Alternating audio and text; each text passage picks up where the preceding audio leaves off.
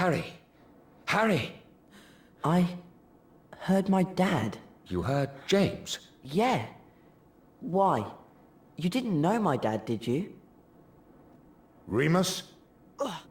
Severus, I will be with you in a moment. I will go and keep Professor Snape busy. I'm afraid you will have to make your own way back. Try not to be seen. You know, I can't stand Snape. Always there when you don't want him, and setting impossible homework tasks to catch you out. Don't be so sure, Ron. What? Well, while you were waiting for Harry, I was studying these books. I think we can get our hands on some fairy wings in Hogsmeade. Hogsmeade? But how are we going to get there before the next potions class? The map shows that there's a secret passage under the statue of the humpback witch on the 3rd floor. What do you think? I solemnly swear that I'm up to no good. Welcome back to WaterparkRanger's Let's Play Harry Potter and the Prisoner of Azkaban. In the last episode, we got Expecto Patronum and got past the worst part of the game, in my opinion, the Dementor Challenge. Right now, we're getting the eighth out of the 9 statues for Hermione. You can't normally get into this History of Magic classroom until this point, and that's why we weren't able to get that particular statue. Anyway, if you can believe it, we randomly get the last spell in the game right here, Draconiphores.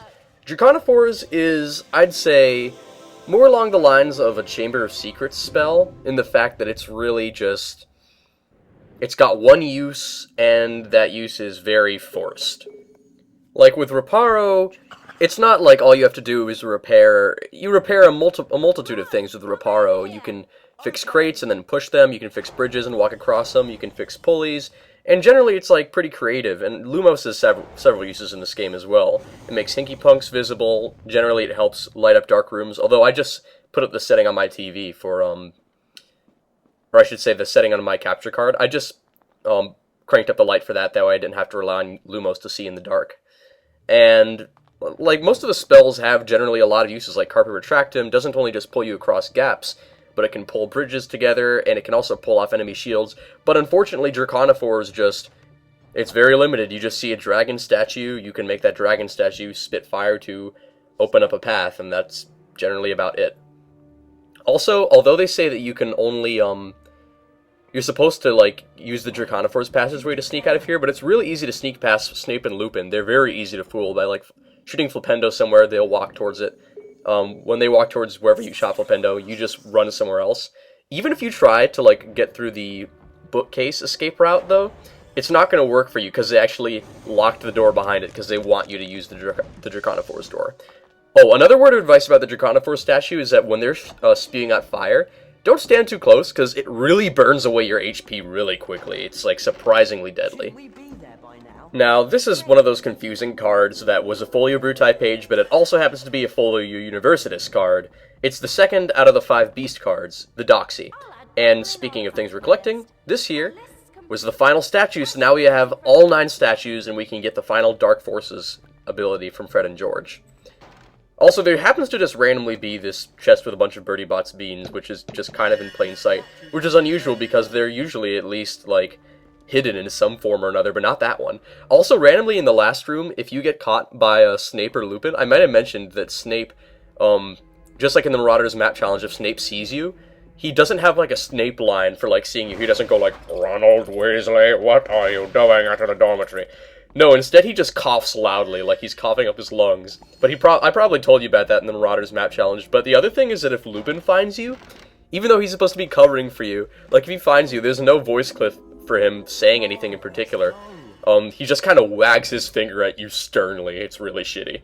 And by the way, what we just got there was the final, the 16th out of the 16 Folio Bruti pages. The fairy. Incidentally, the fairy might actually be... oh wait, it's not actually. We're going to encounter some other enemies after fairies, despite the fact that the fairy was the final Folio Bruti page that we got. Now, let's see. Oh, darn it, we got copyright prefix, so I'm just going to skip ahead back to this room. There we go. Really, there's not even like a load time punishment if this prefect catches you. It's kind of up in the air about which prefects give you load times as punishments or not. I think it depends on whether or not you, like, entered a certain area, like where that load time door was. I'm pretty sure that the prefect on the first floor, for example, tends to give you a load time if you get caught. In Chamber of Secrets, you, like, always get a load time if you're caught. Also, as soon as, like, this door is opened up with Draconophores, you want to go right through, because the Prefect is actually attracted by the sound of your spells. Like, even something like Draconophores. And as you've probably noticed, I'm using Snuffleupaphores on all these biting books, just because there's no real point in shooting it with a Flipendo. I mean, you don't get rewards that way. And these aren't, like, very big rewards, but I do like to see what the books generally supply you with, because occasionally it is a wizard card. That's very infrequent, though, sadly. And incidentally, we're also going to be getting our final Stink Pellet Pot right here. It's high up on the wall, and it is the 20th out of 20. We never have to look for another one of them again. There's also a wizard card hidden right up there at the top of a sloping stair, but we can't walk up to it, nor can we pull it down to us with Carpe Retractum. At least, I don't think we can. You're supposed to go up to the next floor and then find a way down to it, which is exactly what I'm going to do. The first time I played through this game, I was really confused by, like, all the secret passages, and it's easy to forget which ones go to which floor. But the good thing about this game is that if you're careful and make sure to just get everything at the earliest possible opportunity, you'll find that the only passageway that really stands out for, like, the first half of the game is the one between floors 7 and 4. The one with the pixies across the gap, where we got our final wizard cards in the wizard card set. By that I mean, like, the actual wizard cards in the Folio universe this set. Damn, it's needlessly complicated to explain these sorts of things. But the only other secret passages are all kind of linked with Draconophore's tapestries, so as long as you've collected everything else, as soon as you get Draconophores, you can just go through those passages once and then never bother with them again, so you don't have to remember anything about where they're located. You just kind of have to go for them on this night, and then everything's fine.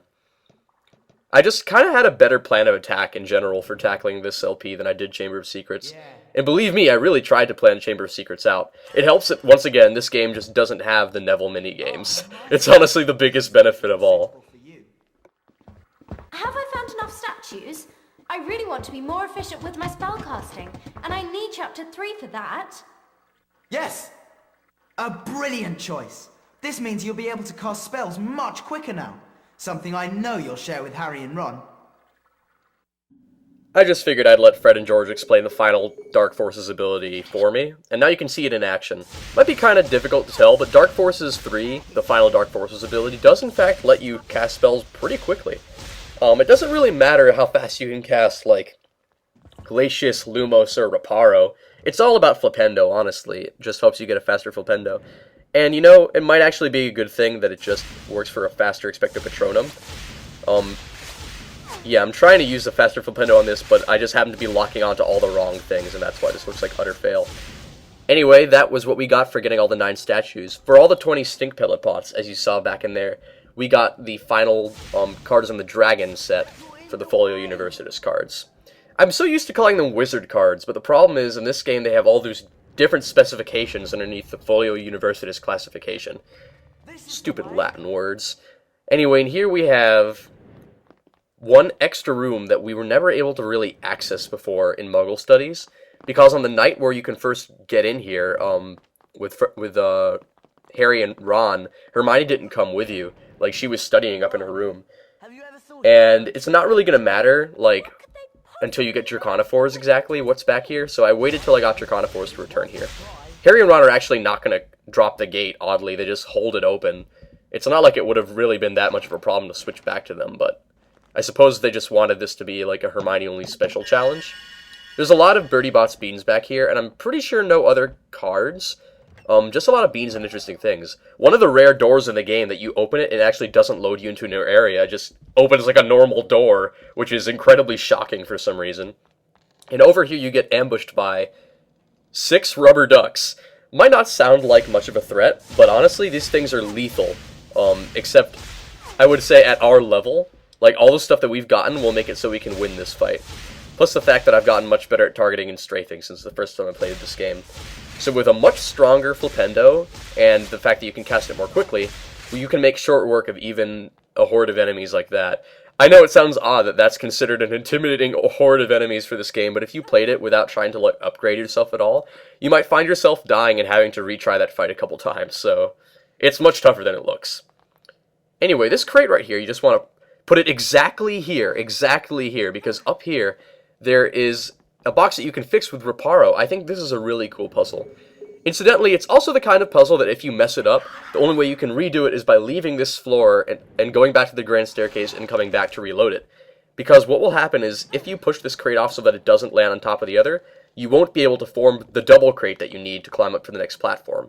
And without that double crate, you won't be able to continue in this room, so you might as well run out and let the crates reload themselves so you can try again. Which is what I had to do, unfortunately. A little bit of trial and error, but once you figure it out, it comes together pretty naturally, and it's honestly quite cool that I'm really happy that they had this room in the game. Little extra challenges like this make me smile. It's the kind of thing that I really enjoyed about Spirit Tracks, where even after you did like all the main dungeons and whatnot, if you really wanted to explore, you could find like little hidden areas that made you test out your items and your abilities in unique ways.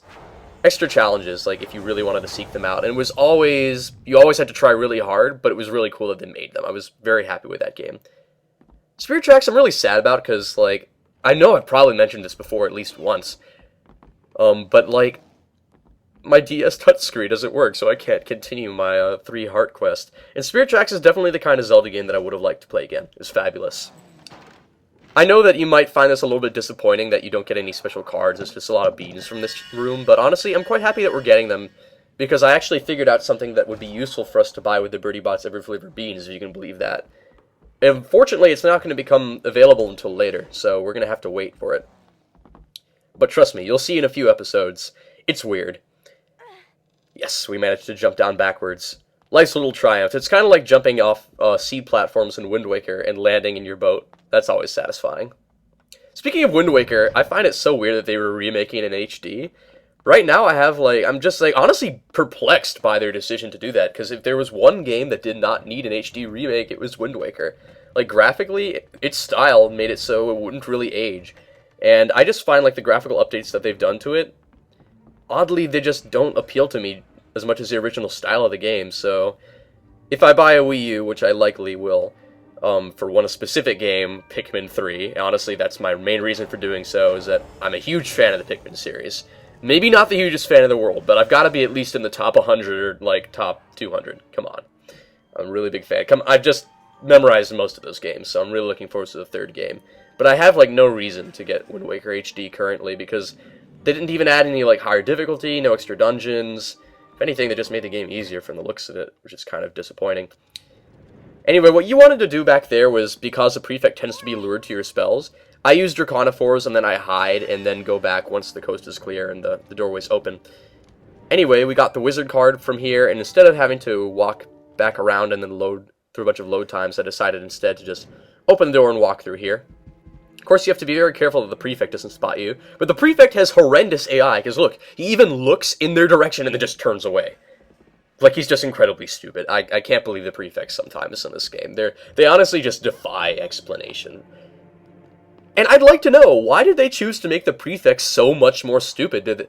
Probably because of all the complaints they got about how, like, hard the stealth sections were in Chamber of Secrets. Like, okay, let's take the AI for the prefects and cut it by, like, about, to 1/3 of its original smartness. What you want to do is take Hermione across this passageway, actually.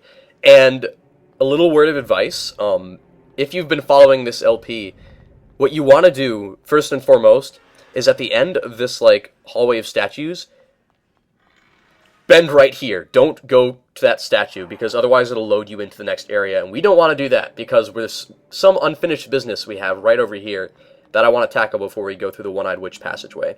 It's behind this Draconiphore's tapestry. As for what it is, due to the way I split up these episodes, you're not going to find out until next episode. So, I hope you're looking forward to it. Until then, mischief managed.